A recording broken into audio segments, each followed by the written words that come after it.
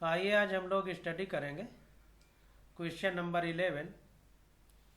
कह रहा है 2a प्लस बी से c प्लस डी प्रोडक्ट बन रहा है, तो अभिक्रिया की बल गतिकी यानी केमिकल काइनेटिक्स का अध्ययन करने पर निम्नलिखित परिणाम प्राप्त हुए। तो इस रिएक्शन की काइनेटिक्स की स्टडी करने पर हमको ये प्रयोग द्वारा प्राप्त हुआ है। अभिक्रिया के वेग नियम तथा वेग स्थिरांक ज्ञात कीजिए। तो रेट लॉ और रेट कांस्टेंट हमको बताना है। ये प्रैक्टिकल हमने जैसा कि आपको बताया है कि रेट हम प्रैक्टिकल के द्वारा बता सकते हैं, कैलकुलेशन के द्वारा नहीं बता सकते। तो यहाँ पर देखिए जो ए है उसका मोल पर लीटर में कंसंट्रेशन दिया गया है, 4 बार लिया गया है, 4 प्रैक्टिकल हमने किए हैं। बी का कंसंट्रेशन मोल पर लीटर में, चारों प्रैक्टिकल में। और डी के विरचन का प्रारंभिक वेग यानी जो डी है इसके निर्माण यानी फॉर्मेशन का इनिशियल रेट क्या है, मोल पर लीटर पर मिनट में यहाँ नीचे दिया गया है। तो इन्हीं प्रैक्टिकल जो हमने किए हैं इनका जो ये परिणाम निकल के आया है, इन्हीं के द्वारा हम वेग नियम और वेग स्थिरांक को ज्ञात करेंगे। तो इसी तरह का क्वेश्चन हमने पीछे किया था और फिर से वही क्वेश्चन आ गया है। तो वेग नियम निम्न प्रकार से निरूपित किया जाता है। तो जैसे पीछे लिखे थे वैसे फिर लिखेंगे, जैसा एनसीईआरटी में लिखा है वैसे ही हम लिखेंगे। तो वेग इक्वल टू के ए की पावर एक्स बी की पावर एक्स। यहाँ पर ब्रैकेट में लिखने का मतलब है मोल पर लीटर में ए और बी का कंसंट्रेशन यानी अभिकर्मक का कंसंट्रेशन। देखिए रिएक्टेंट लिया जा रहा है, प्रोडक्ट नहीं, ध्यान दीजिएगा, इसको नहीं लिया जा रहा। हर जगह पूरी एनसीईआरटी में रिएक्टेंट का ही हमने लिया है। तो वेग इक्वल टू हो जाएगा पहले प्रैक्टिकल से, यहाँ पर के की वैल्यू यहाँ पर सारी वैल्यू रखेंगे और देखते हैं। तो यहाँ पर देखिए वेग 1 पहले प्रैक्टिकल के लिए वेग यानी रेट क्या होगा, तो 6 × 10⁻³ इक्वल टू हो जाएगा। यहाँ पर देखिए कह रहा है कि डी के विरचन का प्रारंभिक वेग यानी इनिशियल रेट क्या है, डी के निर्माण का। यहाँ पर डी हमारा उत्पाद है, तो उत्पाद के निर्माण का प्रारंभिक वेग 6 × 10⁻³ है। तो यहाँ पर देखिए हमने जब क्वेश्चन किया है तो देखिए जो हम वेग लिख रहे हैं रेट की जगह ये लिखे हैं कि किस रेट से प्रोडक्ट का निर्माण हो रहा है। तो डी प्रोडक्ट इस रेट से बन रहा है, तो ये इक्वल टू हो जाएगा यानी रेट या वेग की जगह हम लिख रहे हैं, ये ध्यान दीजिएगा। तो 6 × 10⁻³ इक्वल टू के। ए हमारा 0.1 है और बी 0.1 है, और तो के ए की कंसंट्रेशन 0.1 रखा, बी की भी 0.1, पावर में एक्स और वाई लिख दिया। अब देखिए आगे इसी प्रकार से दूसरे प्रैक्टिकल में दूसरा जो प्रयोग हुआ तो उसमें हम लोग 7.2 × 10⁻² इस रेट से डी बन रहा है, तो ये बराबर ये की पावर एक्स और इसकी पावर वाई लिखेंगे। तो यहाँ पर देखिए हमने लिखा के ये एक्स का कंसंट्रेशन 0.3 की पावर एक्स और दूसरे वाले बी का कंसंट्रेशन 0.2 की पावर वाई लिखा। इसी प्रकार तीसरे प्रैक्टिकल में देखिए ये इतना बन रहा है, इतना बराबर इतने की पावर एक्स इंटू इतने की पावर वाई और के का गुणा रहेगा। तो यहाँ पर देखिए के का गुणा 0.3 की पावर एक्स 0.4 की पावर वाई।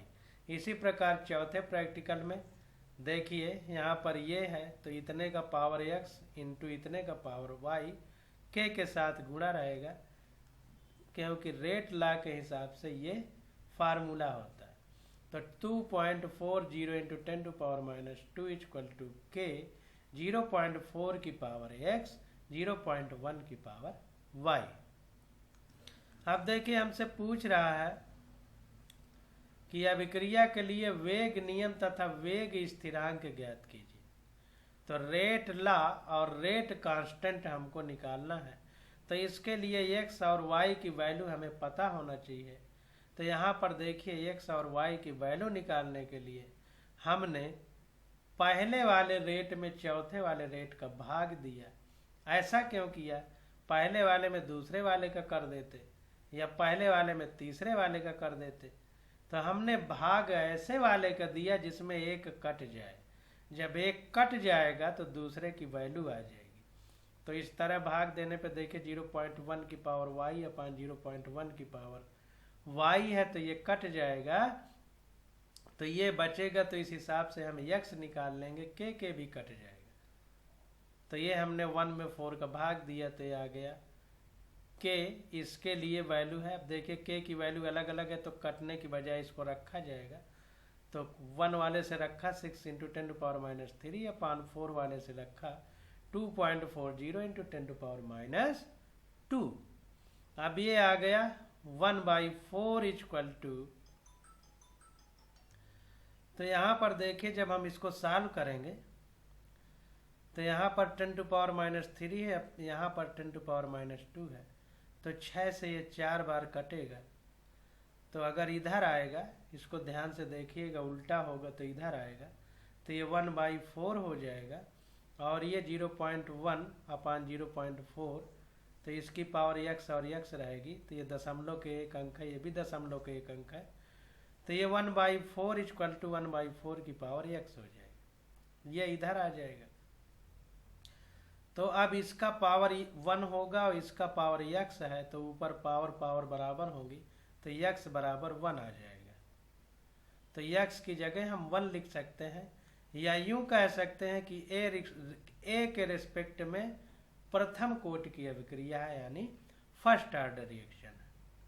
अब आगे देखते हैं। अब देखिए, अब दूसरे और तीसरे में, अगर दूसरे में तीसरे का भाग दे दें तो x कट जाएगा तो y की वैल्यू हमें प्राप्त हो जाएगी। तो इसको ध्यान देना है। तो यहाँ पर देखिए वैसे ही लिखा, रेट दूसरे का बटे रेट तीसरे का बराबर k 0.3x अपान 0.3x 0.2y अपान 0.2y। अब यहाँ से देखिए 7 चौको 28, ये 4 बार जाएगा तो 1/4 इसमें भी हो जाएगा, बराबर 0.2 की पावर y अपान 0.4 की पावर y हो जाएगा।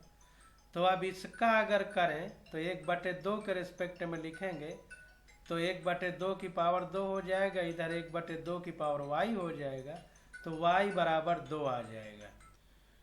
तो अगर हम इसको बारीकी से समझें तो a के हिसाब से प्रथम कोटि की अभिक्रिया है और b के हिसाब से द्वितीय कोटि की अभिक्रिया है, और पूरे के हिसाब से देखें तो 1 और 2 यानी तृतीय कोटि की अभिक्रिया है। तो थर्ड ऑर्डर रिएक्शन है। पूरी को अगर देखा जाए a के रिस्पेक्ट में फर्स्ट ऑर्डर रिएक्शन है क्योंकि a की पावर में 1 है, और b के रिस्पेक्ट में सेकेंड ऑर्डर रिएक्शन है क्योंकि b की पावर 2 है। तो वेग स्थिरांक k की गणना a b के विलोपन एवं d के उत्पादन की दरों के मानों को रखकर ज्ञात की जा सकती है, प्रयोग 2 के मानों का उपयोग करते हुए। तो अब हम k की वैल्यू निकालेंगे जो कि रेट कांस्टेंट है। तो यहाँ पर देखिए वेग इक्वल टू k, a की पावर 1 b की पावर 2, तो k इक्वल टू वेग अपान a की पावर 1 b की पावर 2 इक्वल टू वेग की वैल्यू कह रहा है प्रयोग सेकंड के हिसाब से अगर देखें तो प्रयोग सेकंड के हिसाब से, इसके हिसाब से ये हो जाएगा 7.2 × 10⁻², और a और b का कंसंट्रेशन ये हो जाएगा। तो यही वैल्यू हमको रखना है। तो यहाँ पर देखिए वेग की वैल्यू 7.2 × 10⁻² मोल पर लीटर पर मिनट रखी। a का कंसंट्रेशन दूसरे प्रयोग में 0.3 मोल पर लीटर, b का कंसंट्रेशन 0.2 मोल पर लीटर की पावर 2 करेंगे, सॉल्व करेंगे तो आ जाएगा 6 मोल की पावर -2 लीटर स्क्वायर पर मिनट। ये वेग स्थिरांक k का वैल्यू आ जाएगी। तो इस प्रकार से हम लोग क्वेश्चनों को सॉल्व करते हैं। अब देखिए क्वेश्चन नंबर 12 आ जाता है। कह रहा है ए तथा बी के मध्य अभिक्रिया ए के प्रति प्रथम तथा बी के प्रति शून्य कोट की है। निम्न तालिका में रिक्त स्थान भरिए। तो ए के हिसाब से फर्स्ट ऑर्डर, बी के हिसाब से सेकंड ऑर्डर है। तो ये जो खाली जगह है हमको भरना। तो जैसे ऊपर हमने क्वेश्चन किया है सेम उसी तरह करना है। तो ए वैल्यू हमको निकल के मिल जाएगी। तो वेग व्यंजक देखिए, वेग इक्वल टू के ए की पावर एक्स बी की पावर वाई लिखेंगे। तो ए के रेस्पेक्ट में प्रथम कोट की अभिक्रिया है तो ए की पावर 1 लिख दिया। बी के रेस्पेक्ट में जीरो ऑर्डर रिएक्शन है तो बी की पावर 0 रख दिया। अब किसी की पावर 0 होती है तो उसका मतलब 1 होता है। तो के ए की पावर 1 हो गया, ये क्योंकि 1 हो जाएगा। तो प्रथम प्रयोग के लिए देखिए ए की वैल्यू यहाँ पर 0.1 मोल पर लीटर है। तो वेग क्या होगा, ये जो प्रारंभिक वेग है मोल पर लीटर में, तो ये रखेंगे। तो ये 2.0 इंटू 10⁻⁻² रखा वेग की जगह, बराबर के, और ए की पावर 1 है तो ए का कंसंट्रेशन और पावर में 1 लिखेंगे। तो 1 का कोई मतलब नहीं इसलिए उसने नहीं लिखा। तो अब इससे के की वैल्यू निकल आएगी। तो देखिए के की वैल्यू निकल आई, इसको सॉल्व करेंगे तो आ जाएगा 0.2 पर मिनट। अब इसी प्रकार दूसरे प्रयोग से, अब ये के की वैल्यू हमने निकाल लिया। पहले प्रयोग को इसलिए इस्तेमाल किया क्योंकि इसमें तीनों चीजें दी हैं तो के की वैल्यू निकल आएगी। इसमें तीनों नहीं है, इसमें भी तीनों नहीं है, इसमें भी तीनों नहीं है, तो इनसे हम के नहीं निकाल सकते, इसलिए पहले वाले प्रयोग का इस्तेमाल किया। अब के की वैल्यू रख करके अब ए की वैल्यू निकाल लेंगे दूसरे और चौथे प्रयोग में। तीसरे प्रयोग में बी की वैल्यू निकाल लेंगे। तो देखिए वैसे ही करते हैं। तो देखिए द्वितीय प्रयोग में रेट इक्वल टू के ए की पावर 1, क्योंकि बी के रिस्पेक्ट में 0 ऑर्डर है तो हट जाएगा। अब वेग इक्वल टू, वेग हमको दिया है 4 इंटू 10⁻⁻² प्रारंभिक वेग, तो वो हमने लिखा 4 इंटू 10⁻⁻² इक्वल टू के की वैल्यू हमने निकाल लिया है 0.2 पर मिनट, ये और ए आ गया। तो ए का कंसंट्रेशन इस तरह से निकल के आ जाएगा 0.2 मोल पर लीटर। तो यहाँ पर हम इसको भर देंगे। अब इसमें देखिए इसको लगाएंगे तो हमको के की वैल्यू निकल के आ जाएगी, अरे वो रेट की वैल्यू। तो यहाँ पर देखिए तीसरे प्रयोग के लिए फिर वही फार्मूला लगाएंगे, वेग इक्वल टू के ए की पावर 1। तो वेग इक्वल टू के की वैल्यू हम निकाल चुके हैं 0.2 इंटू ए की वैल्यू हमको पता है 0.4, तो ये वेग यानी रेट निकल आएगा। तो ये वेग निकल के आ गया 8 इंटू 10⁻⁻² मोल पर लीटर पर मिनट। ये यहीं से देखिए हमको यूनिट पता चल रहा। अब चतुर्थ प्रयोग के लिए फिर वही फार्मूला लगाएंगे, वेग इक्वल टू के ए की पावर 1 या ए बराबर वेग बटे के, क्योंकि यहाँ पर भी देखिए ए खाली स्थान है, इसको भरना। तो यहाँ पर देखिए ये वैल्यू रखा तो ए बराबर वेग हमको पता है, वेग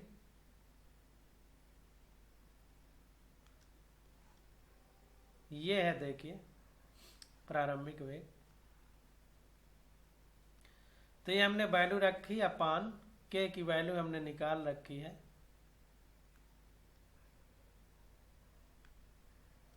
0.2 पर मिनट, तो वो रख दिया। तो ए की वैल्यू आ गई, पर मिनट से पर मिनट कट जाएगा, तो ए की वैल्यू आई मोल पर लीटर में। तो इस प्रकार से देखिए सारी चीजें हमने निकाल लिया। अब क्वेश्चन नंबर 13 देखते हैं। कह रहा है नीचे दी गई प्रथम कोटि की अभिक्रियाओं के वेग स्थिरांक से अर्धायु की गणना कीजिए, यानी हाफ लाइफ या टी हाफ हमको निकालना। अर्धायु हमने बताया था आपको कि वो समय जिसमें किसी पदार्थ की सांद्रता प्रारंभिक सांद्रता की आधी रह जाए, वो समय हमारा अर्धायु है। मतलब सांद्रता आधी होने में लगी हुई आयु या समय बराबर अर्धायु। तो प्रथम कोटि की अभिक्रिया के लिए अर्धायु, हमने बताया था कि जितने भी रेडियो एक्टिव पदार्थ हैं वो सब प्रथम कोटि की अभिक्रिया दर्शाते हैं, इसीलिए प्रथम कोटि की अभिक्रिया की बात हो रही है। ये एनसीईआरटी में लिखा है, हम अपने से नहीं कह रहे। तो प्रथम कोटि अभिक्रिया के लिए अर्धायु काल टी हाफ बराबर हो जाएगा 0.693 अपान के हो जाएगा। तो यहाँ पर देखिए हमने यही फार्मूला लगाया, टी हाफ इक्वल टू 0.693 अपान के। तो यहाँ पर देखिए के की वैल्यू रखेंगे तो ये के इधर आएगा, टी हाफ नीचे चला जाएगा। तो ये देखिए थोड़ा सा ये गलत है, गलत लिखा हुआ है। तो हमें वेग स्थिरांक बताना है, तो के इधर आएगा, टी हाफ इधर आ जाएगा। तो के बराबर 0.693 अपान टी हाफ की वैल्यू इससे उठा कर रखेंगे तो आ जाएगा 0.346 इंटू 10⁻²। ये के की वैल्यू हो जाएगी। इसी प्रकार से दूसरे के लिए टी हाफ इक्वल टू 0.693 अपान के, तो के इधर ले जाएंगे तो के बराबर 0.693 अपान टी हाफ होगा। तो टी हाफ की वैल्यू रखेंगे तो आ जाएगा 0.346 पर मिनट में होगा, क्योंकि यहाँ पर मिनट में है वैल्यू। तो समय है तो मिनट ही उसका मात्रक है। तो ये वैल्यू आ जाएगी 3.46 इंटू 10⁻⁻1 मिनट। ये टी हाफ होगा। अब तीसरे समीकरण के लिए देखिए टी हाफ 4 ईयर दिया है, 4 पर ईयर। तो यहाँ पर वैसे वैल्यू रखेंगे, टी हाफ बराबर 0.693 अपान के, तो के बराबर 0.693 अपान टी हाफ होगा। टी हाफ इतना है तो वैल्यू रखेंगे तो ये आ जाएगा। यहाँ पर देखिए टी हाफ ही निकालना है, ये वेग स्थिरांक की वैल्यू दी गई है। ये वेग स्थिरांक है क्योंकि पर सेकंड पर मिनट पर ईयर है। हाँ, इसको ध्यान दीजिए, वेग स्थिरांक दिया है तो ये सही निकाल रहा है, टी हाफ ही निकालना है, के की वैल्यू दी गई है। तो यहाँ पर देखिए हम के की वैल्यू जब रखेंगे 4 पर ईयर, तो यहाँ पर आ जाएगा सॉल्व करने पर 0.173 ईयर या 1.73 इंटू 10⁻⁻1 ईयर। तो ये टी हाफ की वैल्यू हमसे पूछी जा रही है। रेट कांस्टेंट दिया है, थोड़ा सा यहाँ गलती बता रहे थे, इसको सुधार लीजिए। तो इस प्रकार से ये 13 क्वेश्चन भी हमने निकाल लिया। अब क्वेश्चन नंबर 14 आ जाता है। कह रहा है कार्बन 14 के रेडियो एक्टिव 6 यानी रेडियो एक्टिव डीके की अर्धायु यानी टी हाफ 5730 वर्ष। एक पूरा तत्व कलाकृति की लकड़ी में जीवित वृक्ष की लकड़ी की तुलना में 80% कार्बन 14 की मात्रा है। तो नमूने की आयु का परिकलन कीजिए। तो जो हमको नमूना दिया गया है उसकी एज के बारे में हमको बताना है।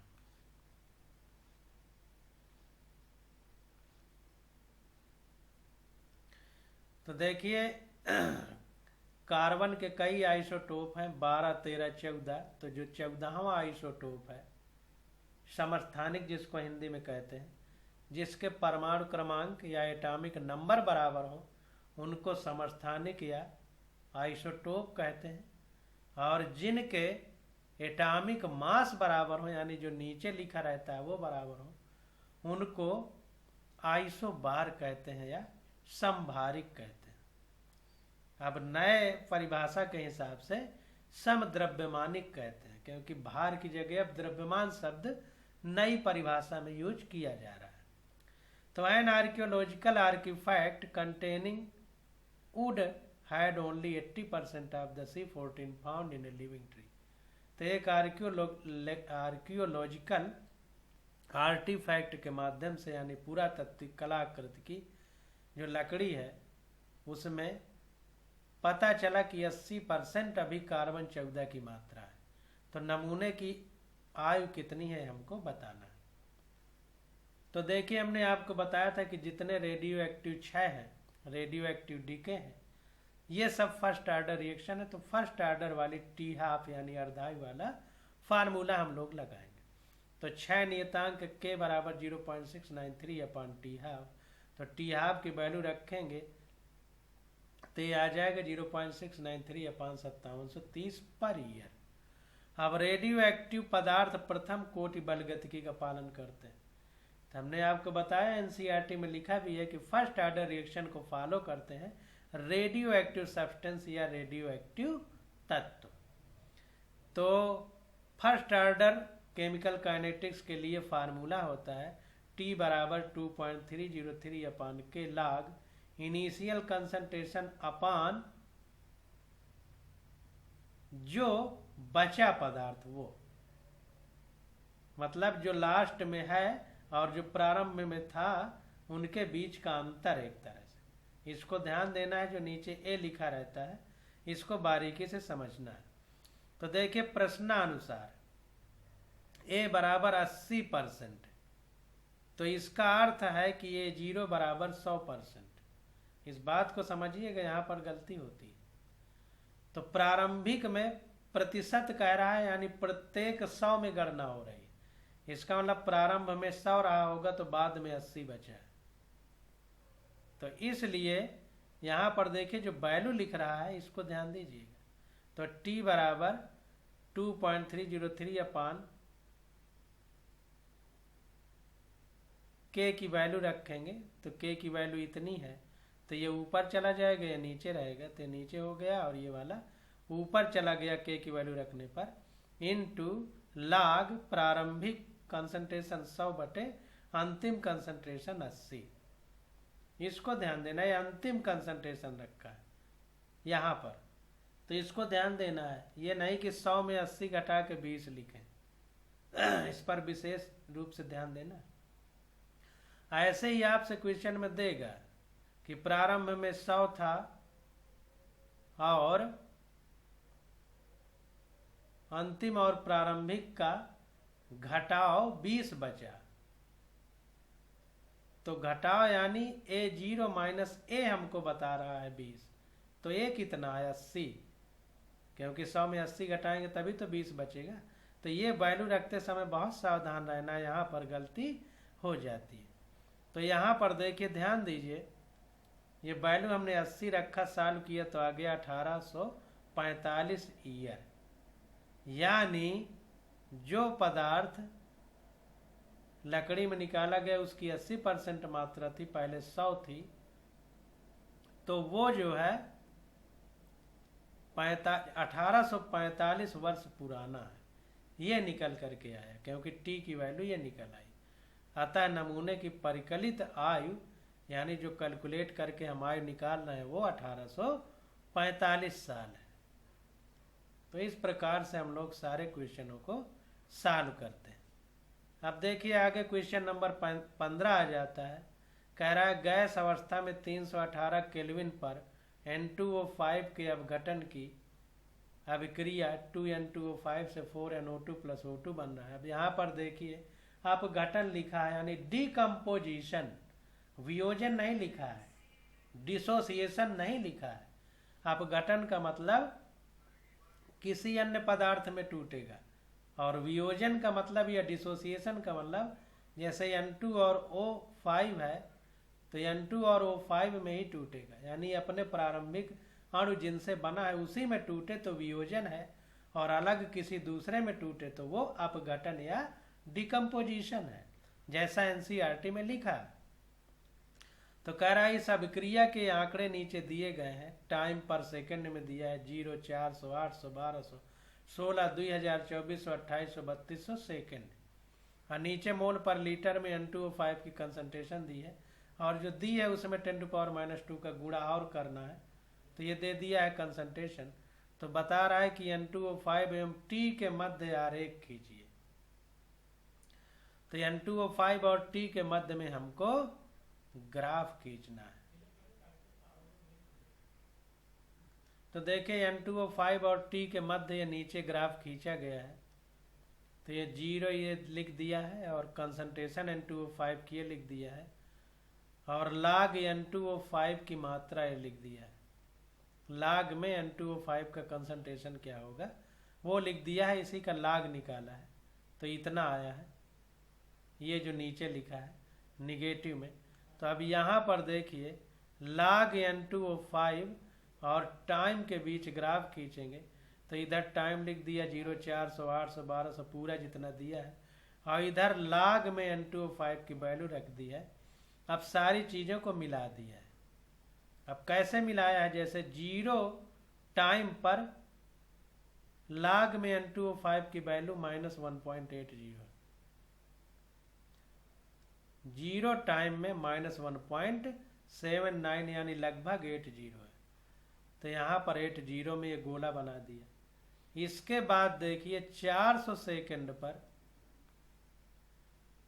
सेकंड पर log में वैल्यू है -1.87, तो 400 सेकंड पर 1.87 माइनस में लगभग 1.90 के बराबर है। तो 400 के सामने यहाँ गोला बना दिया। अब 800 सेकंड में देखेंगे तो 800 सेकंड में -1.94 है, तो ये -1.94 लगभग -2.00 के लगभग है। तो यहाँ पर 0 बनाया 800 से थोड़ा सा आगे, क्यों? क्योंकि 1.94 से थोड़ा ज़्यादा है, इसलिए थोड़ा सा ज़्यादा आगे गोला बनाया। इसी प्रकार 1200 जब है टाइम, तो कंसंट्रेशन -2.02 है, तो -2.02 इससे थोड़ा सा आगे होगा। तो थोड़ा सा आगे देखें, यहाँ 1200 में चिन्ह बना दिया गोला।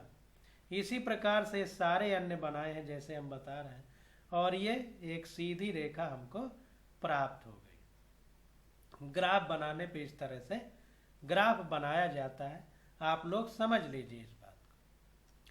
अब देखिए अगला क्वेश्चन हमसे कर रहा है, कह रहा है N2O5 की प्रारंभिक सांद्रता इतनी है। हाँ, क्या पूछ रहा है? कह रहा है अभिक्रिया के लिए अर्धायु की गणना कीजिए, T12 की गणना करना। तो N2O5 की प्रारंभिक सांद्रता 1.63 × 10⁻² मिलियन है, यानी 0 सेकंड पर सांद्रता ये है 1.63 × 10⁻² मोल पर लीटर। ये है मोल पर लीटर, ये थोड़ा गलत लिखा है। तो प्रारंभिक सांद्रता का आधा, क्योंकि प्रारंभिक सांद्रता का आधा जितने समय में होता है वही तो T12 है, वही तो अर्धायु है। तो आधा आ गया 0.815 × 10⁻² मोल पर लीटर या मोलर कंसंट्रेशन। तो इतना कितने समय में होता है वही उसकी अर्धायु हो जाएगी, क्योंकि ये आधा हो गया ना इसका, तो आधा होने में जो समय लगता है वही तो अर्धायु है। तो यहाँ पर देखिए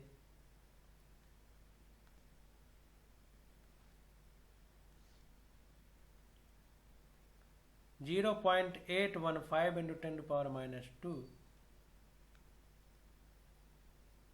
0. इससे ज़्यादा है, इससे कम है, यानी 1200 और 1600 के बीच, यानी 1400 पे है।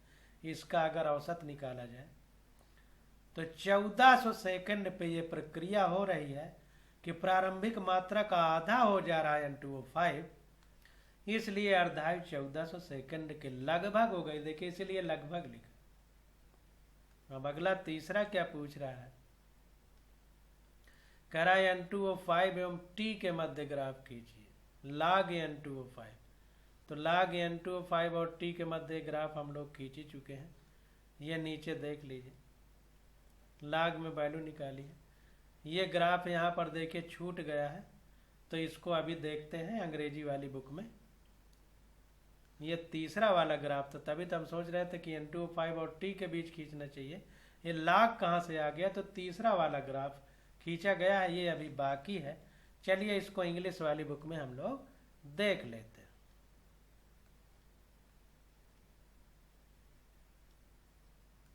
तो यहाँ पर देखिए N2O5 मोल पर लीटर में कंसंट्रेशन है, और ये टाइम दिया गया है 400, 800, 1200, 1600, 2000, 2400, 2800, 3200, 3600। इधर कंसंट्रेशन तो जैसे दिया है 0 पर 1.6 × 10⁻², तो 0 पर 1.6 × 10⁻², ये है माइनस में होगा। तो सबसे ज़्यादा यही है, देखिए ये सब कम है, तो सबसे ज़्यादा ऊपर ये पॉइंट लगाया गया 0 के सिद्धांत पे, क्योंकि 0 टाइम पे ये कंसंट्रेशन है। अब 400 पे कितनी कंसंट्रेशन है? 1.36, तो 1.36 1.4 के लगभग है, तो इसलिए इसके सामने 400 का, इधर से 400 का सिद्धांत लिया गया और इधर से 1.36 यानी 1.4 के लगभग उसका सिद्धांत लिया गया। ये पॉइंट बना दिया। अब 800 पे कितना कंसंट्रेशन है? 1.14, तो 1.2 से थोड़ा सा कम 1.14, तो थोड़ा सा नीचे लिख ये पॉइंट बनाया 800 के सिद्धांत पे। इसी प्रकार और आगे बनाते चले जाएंगे और जो भी ये बिंदु बनेंगे उसी पर रेखा खींच देंगे, तो ये ग्राफ आ जाएगा N2O5 के मोल पर लीटर में कंसंट्रेशन और टाइम के बीच। तो इस प्रकार से ये हमारा ग्राफ आ गया। अब आगे चौथा नंबर देखते हैं, कह रहा है अभिक्रिया के लिए वेग नियम क्या है।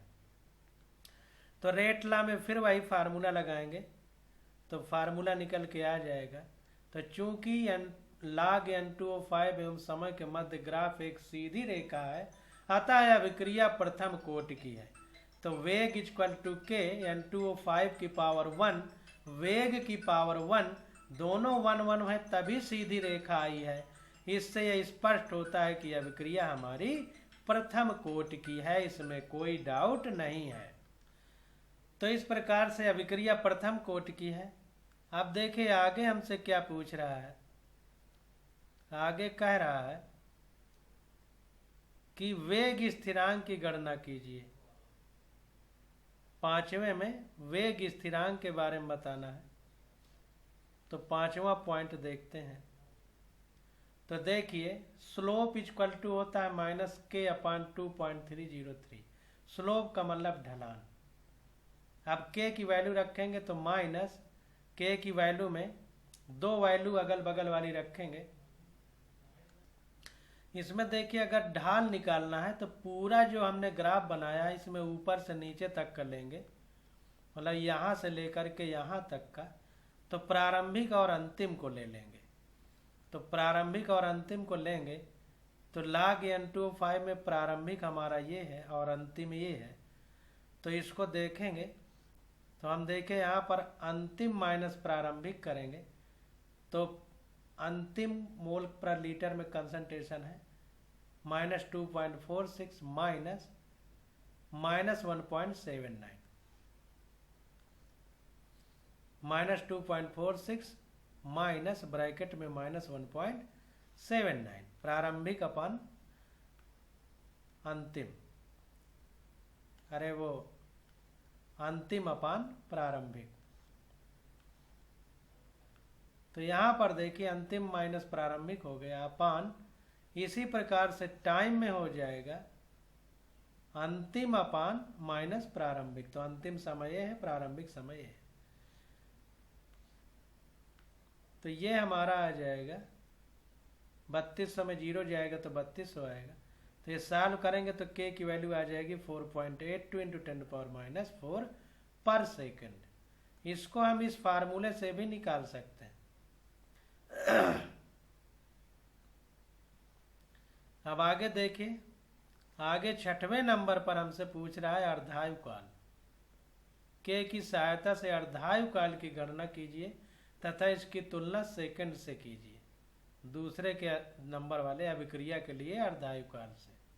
तो k की सहायता से अब अर्धायु काल निकालना है, क्योंकि अर्धायु काल यानी t½ तो हम दूसरे पॉइंट पे ही निकाल चुके, लेकिन अब हमसे कह रहा है कि k की मदद से निकालो। तो t½ = 0.693/k ये फार्मूला होता है। तो इससे आ जाएगा t½ = 0.693/k की वैल्यू रख देंगे उठा के, तो ये आ जाएगा 1438 सेकंड। तो यहाँ पर देखिए लगभग इसीलिए यहाँ आया था 1400 सेकंड, यानी लगभग, यानी ओरिजिनल में 1438 है। तो ये तुलना के बाद हमको समझ में आया। तो इस प्रकार से हम लोग क्वेश्चन को सॉल्व करते हैं। तो समझ के सारे क्वेश्चनों को आप लोग कैसे निकालेंगे, रेखा के ढाल से कैसे सॉल्व करेंगे, सारी चीज़ें निकल करके आ रही हैं। अब क्वेश्चन नंबर 16 आ जाता है, तो इसकी स्टडी हम लोग अगले लेक्चर में करेंगे। आज बस यहीं तक।